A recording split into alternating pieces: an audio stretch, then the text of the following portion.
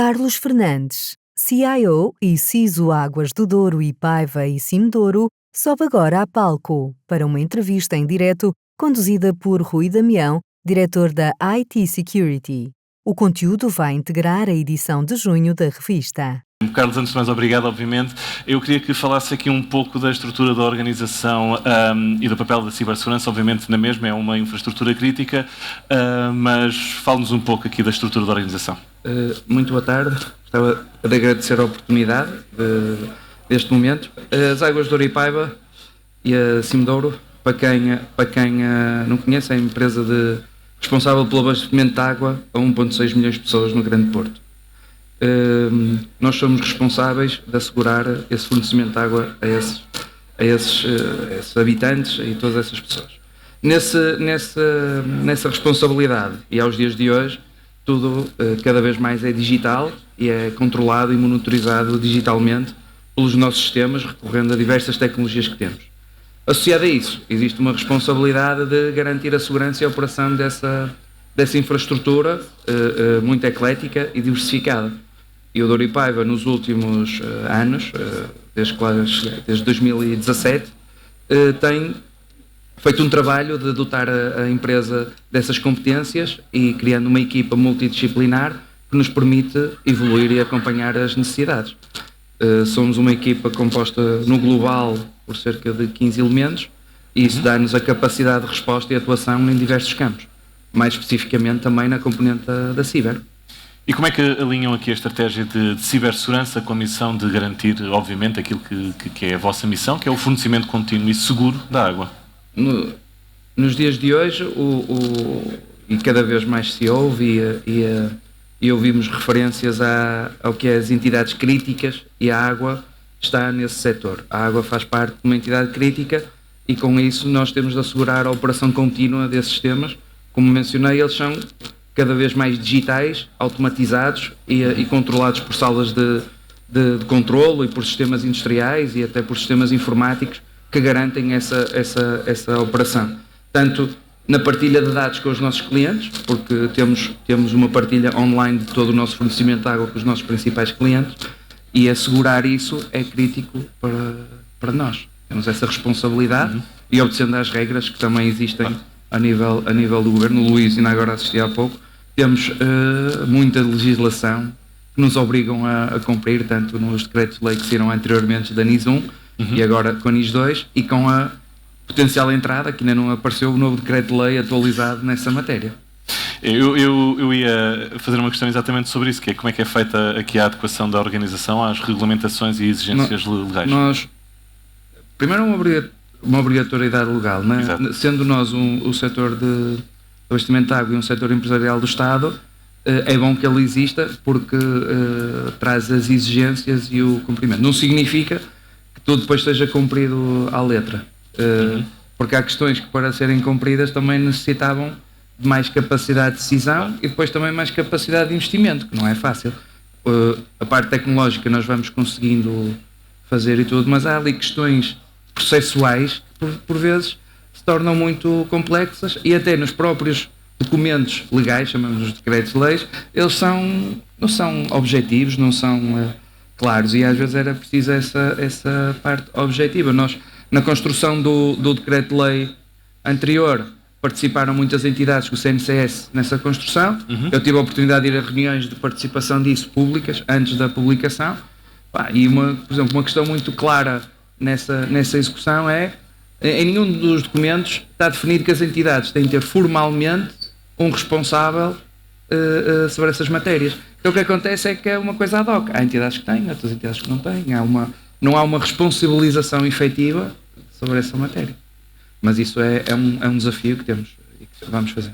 Perguntava-lhe também como é que trabalha o tema da consciencialização da cibersegurança e se conseguiram e como é que criaram uma cultura... Nós no Douro e Paiva e na Cimedouro, pela obrigatoriedade legal até da apresentação do relatório anual de segurança e dessas necessidades, fazemos trabalhos internos de formação, divulgação, comunicação, sensibilização. Depois criamos grupos até mais pequenos, os grupos das chefias e os grupos até da administração, onde há um trabalho de comunicação constante.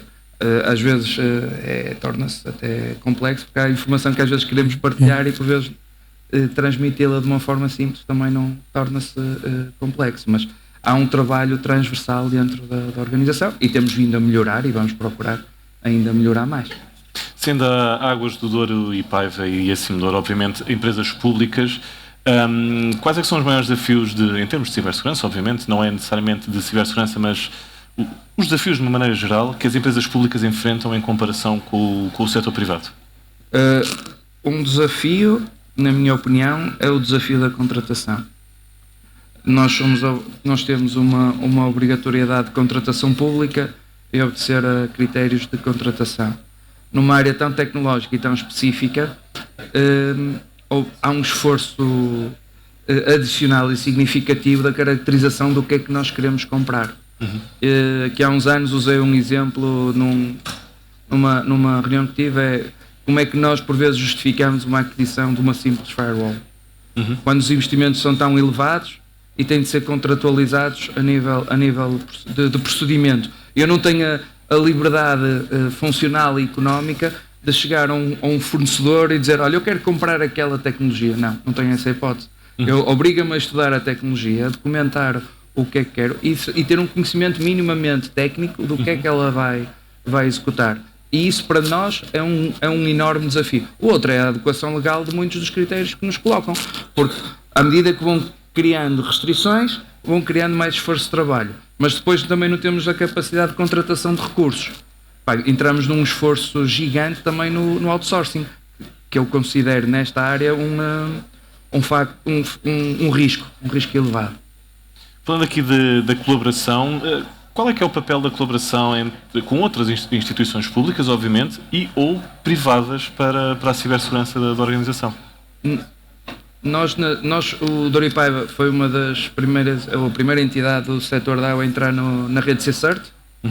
Foi é uma bandeira nossa que trabalhamos muito para que isso acontecesse.